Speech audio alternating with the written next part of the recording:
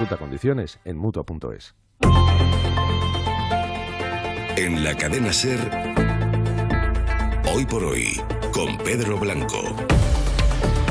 8:35, 7:35 en Canarias, y como les anunciaba, con Nadia Calviño, vicepresidenta primera del Gobierno. Muy buenos días, bienvenida. Muy buenos días. Bueno, en esta remodelación, cambio profundo del Gobierno, lo voy a describir así, usted asciende, si me permite este término, así que hay que darle la enhorabuena, ¿no? Bueno, sin duda es un honor y también una responsabilidad quizá más intensa todavía, ¿no? Esto le supone más trabajo. No creo que suponga más trabajo. La verdad es que ya estaba trabajando 24 horas al día, 7 días a la semana. No hay mucho margen para trabajar más. Creo que lo que sí supone pues es simplemente confirmar que este es el gobierno de la recuperación y que, igual que hemos hecho en estos 3 años, que hemos tomado, yo creo, las decisiones correctas, pues a partir de ahora tenemos que seguir tomando las decisiones correctas para aprovechar la oportunidad extraordinaria que se abre a nuestro país. ¿Va a echar de menos a algunos de los compañeros o compañeras que se han ido? Bueno, que se han ido, en fin, que les han apartado, no es que se hayan ido. Bueno, los cambios de gobierno es algo normal. La verdad es que yo, fíjese, desde que estoy en el gobierno no se puede imaginar la cantidad de ministros que han cambiado en el Consejo Ecofin, ¿no? Hay países en los que hay cambios de gobierno muy, muy frecuentes, y eso no me parece que sea extraño. Evidentemente, desde el punto de vista personal, pues yo tengo un gran aprecio por todas las personas que han compartido esta responsabilidad durante estos 3 años, y creo que además han hecho un trabajo absolutamente extraordinario, pero también estoy contenta de la entrada de personas nuevas y de gente más joven y con una energía que es la que nos hace falta para encarar el futuro. Y entiende que algunos de esos ya excompañeros o excompañeras estuvieran más dolidos que otros. Bueno, yo creo que cuando uno participa en un gobierno sabe perfectamente que está a disposición del presidente del gobierno y que lo que estamos aquí es para servir a nuestro país, así que no veo no hay una relación, digamos, o no es una razón personal la que lleva a este tipo de cambios. Simplemente el presidente ha considerado que ahora era otro tipo de equipo el que tenía que liderar en nuestro país en los próximos, hasta el final de la legislatura. Y yo creo que todos estamos a disposición desde el primer día en el que juramos el cargo, prometemos el cargo en nuestro caso. Ya sabe que a los medios nos gusta mucho la literatura que se va construyendo en torno a una crisis de gobierno como esta. ¿Durante cuánto tiempo la preparó el presidente? ¿Quién lo sabía? ¿Quién no lo sabía? ¿Usted lo sabía?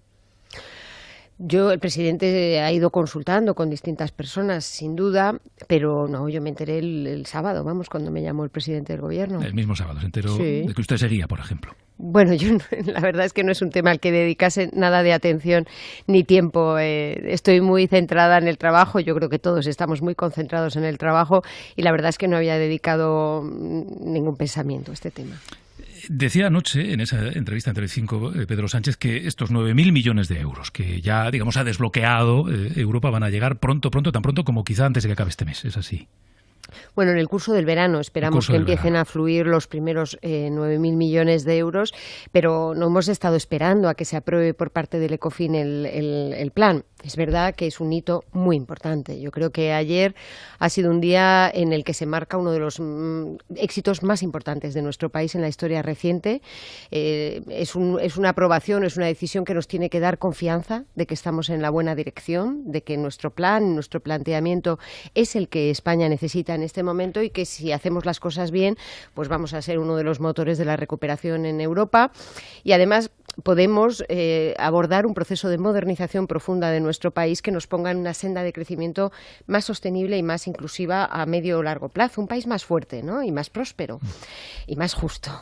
Y desde ese punto de vista es un hito muy importante, pero nosotros ya habíamos empezado a desplegar el plan desde el día 1 de enero a la máxima velocidad posible. Claro, posiblemente muchos españoles o muchos oyentes estén preguntando, vale, los dineros llegan, bien, pero ¿para qué llegan? ¿A qué se van a dedicar? Estos 9.000 millones, digo, estos primeros 9.000 millones. Sí, bueno, como le decía, nosotros hemos empezado la ejecución del plan sin necesidad de esperar a que llegase el dinero de Bruselas. Afortunadamente se aprobaron unos presupuestos generales del Estado que ya incorporaban un volumen de inversiones muy importante y por eso desde el 1 de enero ya hemos podido empezar a dar los pasos para su ejecución. Y desde ese punto de vista, solo con las distribuciones que hemos ido acordando en los distintos consejos de ministros, ya hay aproximadamente 7.000 millones de euros que han sido transferidos a las comunidades autónomas para desplegar los programas, desde las subvenciones del MOVES para la compra de los vehículos eléctricos hasta ayer mismo hemos distribuido para el apoyo a las industrias culturales, incluyendo el sector audiovisual, para la modernización modernización y digitalización de la educación, la nueva economía de los cuidados, ayer de forma muy significativa para la rehabilitación de vivienda. Todas esas transferencias son el primer paso para que se pongan en marcha los procesos de despliegue de las inversiones del plan. El dinero va a ir llegando en diferentes fases, ¿no? La cifra va a ir creciendo. Este llega de momento sin ninguna condicionalidad, pero a partir de aquí o a partir de ahora Europa va a pedir cosas, ¿no? Va a pedir cambios, va a pedir reformas. Por ejemplo, reformas en el ámbito laboral. España habrá tenido que tomar decisiones, vicepresidenta, antes de que acabe el año. Ese es el plazo. Este primer pago efectivamente es una prefinanciación, digamos, pero en la segunda parte del año ya contamos con un primer pago semestral de 10.000 millones de euros que se basaría ya en el cumplimiento de determinados hitos. Estamos confiados de ese pago porque hemos cumplido muchos de esos hitos, porque en paralelo con la respuesta a la pandemia no hemos parado de impulsar todo ese proceso de reformas que nos permite ahora afrontar este primer pago con relativa tranquilidad, ¿no? Pero efectivamente de aquí a final de año tenemos que aprobar la reforma laboral, pero es que no es una cuestión de condicionalidad o de que no se lo pida nadie, es que no conviene tener incertidumbre sobre cuáles van a ser las normas que rijan el mercado laboral. Creo que todos tenemos un interés en concentrar nuestros esfuerzos en esta segunda parte del año para llegar a un acuerdo con los agentes sociales y que antes de final de año tengamos una serie de reglas claras que nos permitan aprovechar esta fase expansiva del ciclo que ahora se inicia para crear empleo de calidad. Dijo la COE que las medidas que se le han planteado dentro del diálogo social para la reforma del mercado laboral, de la legislación laboral, le parecían marxistas. ¿Cree usted que va a haber que suavizarlas a partir de la propuesta que hace la vicepresidenta y ministra de Trabajo? Bueno, realmente todavía no se ha iniciado la negociación de los 4 o 5 elementos fundamentales de reforma, esa hoja de ruta que hemos enviado a las instituciones europeas y que nos ha sido aprobada dentro del plan de recuperación, que marcan, es una hoja de ruta que incorpora distintos mecanismos. Tenemos que huir de la simplificación en un ámbito que todos sabemos que es complejo, porque son los problemas de nuestro mercado laboral los arrastramos desde hace décadas. Ninguna reforma parcial ha conseguido resolverlos y esta es la oportunidad que tenemos de llegar a un acuerdo con los agentes sociales para abordar un conjunto de elementos que nos permitan tener un mejor funcionamiento del mercado laboral y tenemos, como decía, todo el interés en concentrar nuestros esfuerzos de ahora en adelante para llegar a un acuerdo antes de finales de año. Pero, en su opinión, ¿hasta dónde debe llegar la reforma de la legislación laboral? El destino extremo sería la derogación total de la legislación actual y levantar una nueva. Y a partir de ahí hay diferentes grados intermedios y entiendo que diferentes criterios también dentro del Gobierno. Fíjese que mi aproximación, primero yo creo que mirar al pasado no es productivo, que es mejor pensar qué legislación laboral queremos para el futuro. Y desde ese punto de vista, mi punto de partida tampoco es qué artículo tengo que cambiar de una norma, sino cuáles son los problemas y cómo los puedo resolver. Y desde ese punto de vista está claro que el mercado laboral español adolece de una enorme dualidad. Hay trabajadores en unas condiciones muy precarias, sobre todo los jóvenes, con unos salarios muy bajos, con una baja inversión en capital humano, baja productividad. Hay una intensísima rotación de contratos y, por tanto, una baja calidad también en cuanto al tipo de contrato. Tenemos una tasa de temporalidad que está 10 puntos por encima de la media europea. Tenemos una tasa de paro estructural muy elevada, que en el caso del paro juvenil pues está en el 40%, es el doble de la media comunitaria. Estos son los problemas. El diagnóstico es compartido. Las recomendaciones sobre hacia dónde tenemos que avanzar también nos las han venido haciendo desde hace años. Y ahora se trata de ponernos manos a la obra para construir ese nuevo contrato social, para construir ese estatuto de los trabajadores del siglo XXI mirando al futuro. Y en ese sentido, en esa estructura que hay que levantar a partir de ahora, usted y Yolanda Díaz están en la misma onda. La hoja de ruta que hemos enviado a las instituciones europeas está acordada dentro del Gobierno y además lo que yo quiero poner en valor es que es una hoja de ruta compartida con los agentes sociales. Durante estos meses hemos tenido un intenso trabajo y debate con los agentes sociales para toda la preparación del plan y ellos saben cuáles son los temas que queremos poner sobre la mesa para llegar a un acuerdo equilibrado a finales de año que, como le decía, nos permita tratar de abordar todos esos problemas estructurales que hemos venido arrastrando y que lastran nuestro crecimiento económico, nuestra productividad, pero sobre todo que lastran las perspectivas de futuro de los jóvenes. Los agentes sociales se movilizan hoy para exigir una subida subida del salario mínimo interprofesional. Los agentes sociales se preguntan, y le traslado esa pregunta, ¿a qué está esperando el Gobierno para tomar esa decisión? Bueno, nuestro Gobierno está absolutamente comprometido con el aumento del salario mínimo interprofesional, y no son palabras, son hechos. O sea, absolutamente. Hay dudas sobre su, es que no, sobre su posición, es o al menos hasta cuánto. No, vamos a ver, nosotros no cabe ninguna duda, porque es que este Gobierno desde hace 3 años ha subido el salario mínimo interprofesional en un 30%, es un aumento sin comparación con ninguno de los países de nuestro entorno, y estamos absolutamente comprometidos con llegar a ese 60% del salario medio en la legislatura. Uh-huh. Es un compromiso claro, y además hemos ido dando los pasos necesarios para lograrlo. Ahora bien, en este momento nuestro objetivo prioritario tiene que ser impulsar esta incipiente recuperación económica y sobre todo la creación de empleo, empezando por la reincorporación de los trabajadores que todavía están cubiertos por los ERTEs. Mire, esta mañana el ministro de Inclusión me ha dado una buena noticia. Estamos ya por debajo de 400.000 trabajadores cubiertos por ERTEs. El ritmo de salida de los trabajadores se ha acelerado en el mes de julio con respecto al mes de junio. Esto es una buenísima noticia.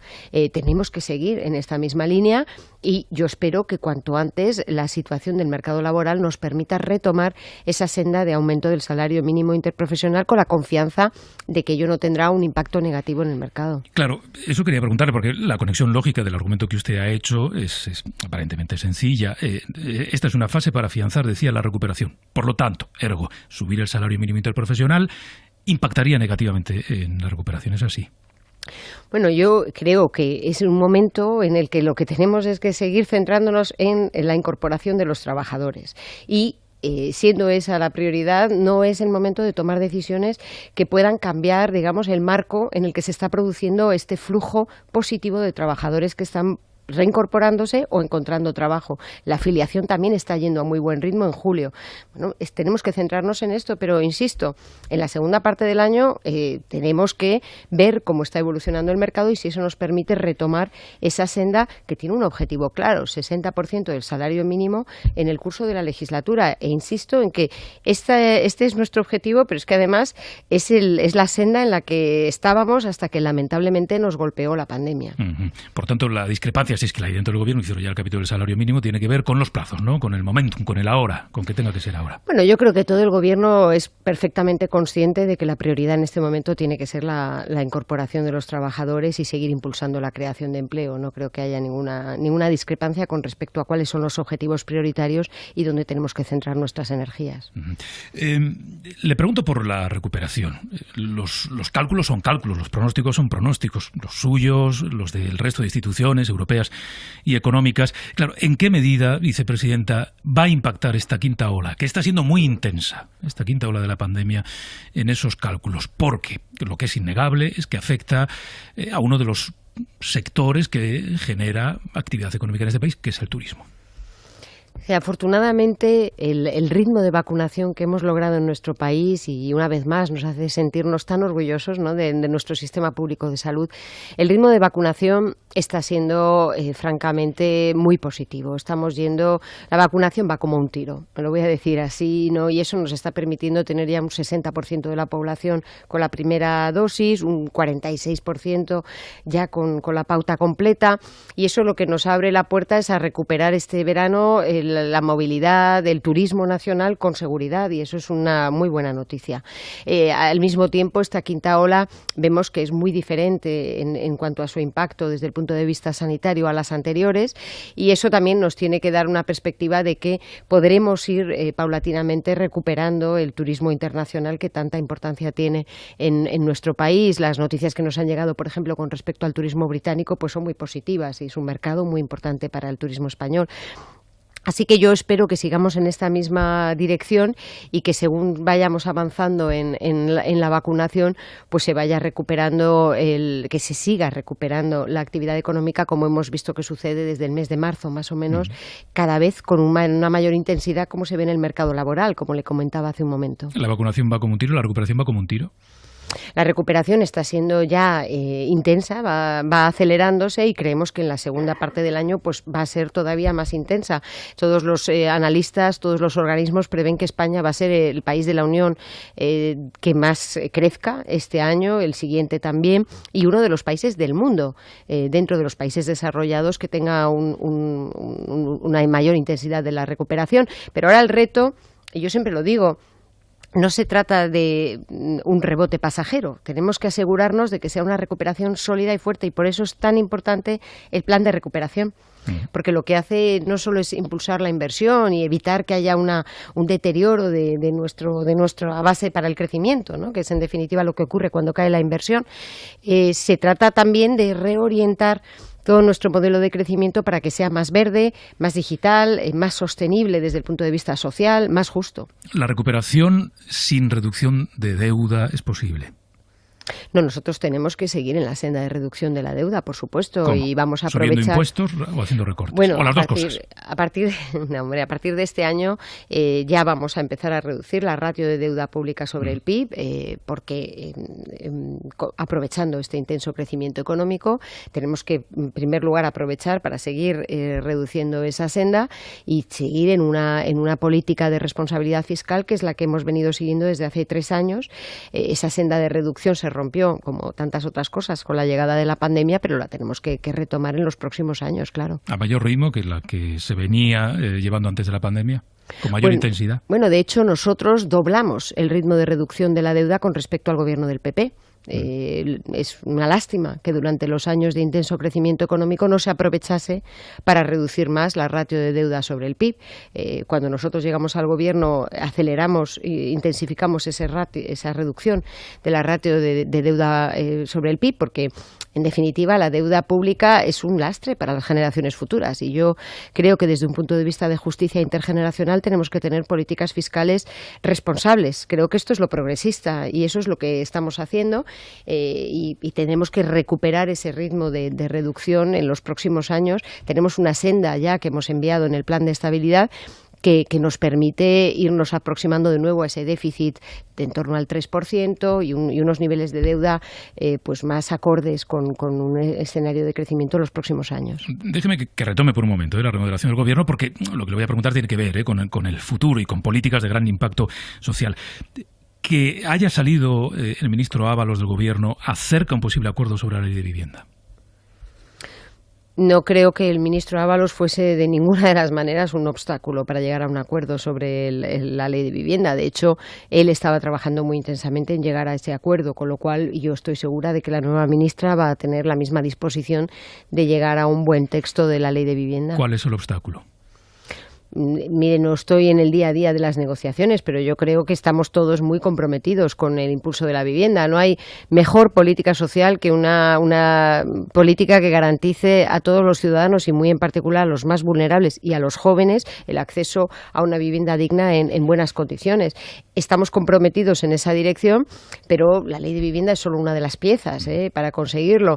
Por ejemplo, todo el impulso de la vivienda social es fundamental. El propio programa de renovación y rehabilitación de vivienda al que me he referido hace un momento, los recursos que hemos transferido ayer a las comunidades autónomas para abordar ese programa también es importante para mejorar el parque de vivienda de nuestro país, que lamentablemente se desmontó en la década anterior y que tenemos que recuperar. Si la nueva ministra llama un día a la puerta de su despacho y le dice, bueno, vicepresidenta, le pido su opinión, ¿hay o no, es conveniente o no poner tope al precio del alquiler?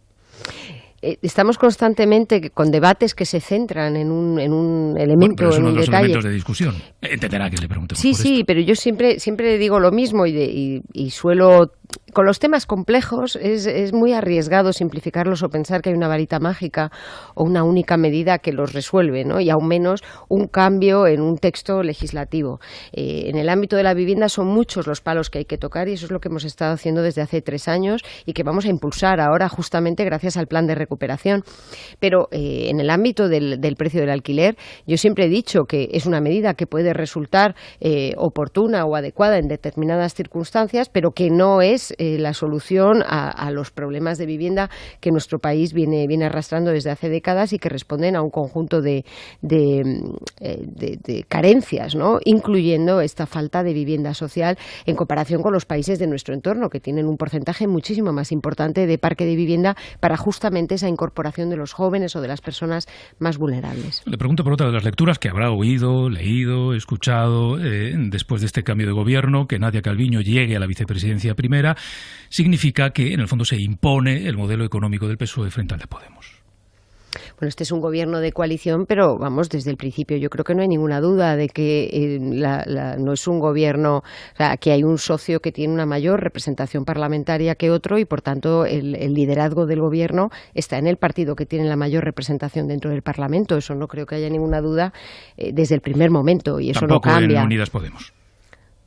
Yo creo que es evidente, ¿no?, en cuanto a la representación en el gobierno o el desarrollo de las distintas políticas. Es decir, que por supuesto es un gobierno de coalición en el que cada uno de los miembros tienen una voz y cada uno juega su papel y la agenda del gobierno está acordada por parte de los dos socios, pero vamos, yo no creo que haya ningún cambio en absoluto por esta crisis de gobierno en este sentido, ¿no? Para usted Cuba es o no una dictadura.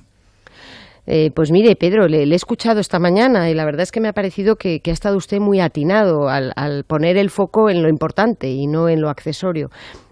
El presidente del Gobierno ya fue muy claro ayer al calificar el régimen, pero es que yo creo que lo que tenemos que centrarnos es en la situación del pueblo cubano, de los ciudadanos cubanos con los que España tiene una vinculación afectiva, además de económica e histórica, pues muy, muy cercana.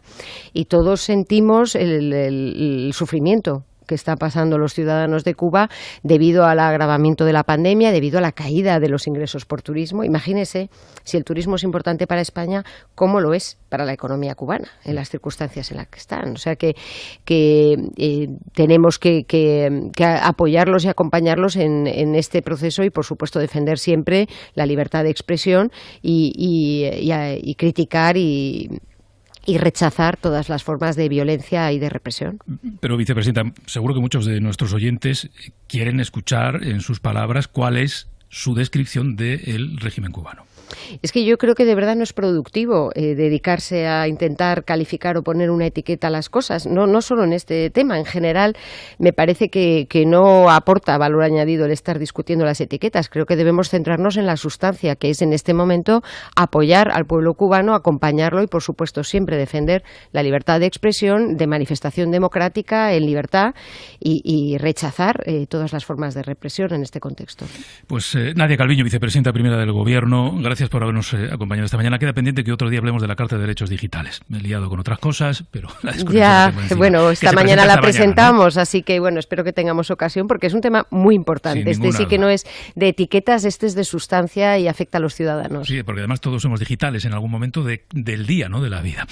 Gracias, vicepresidenta. Buenos días y gracias por acompañarnos. Un abrazo, gracias a ustedes.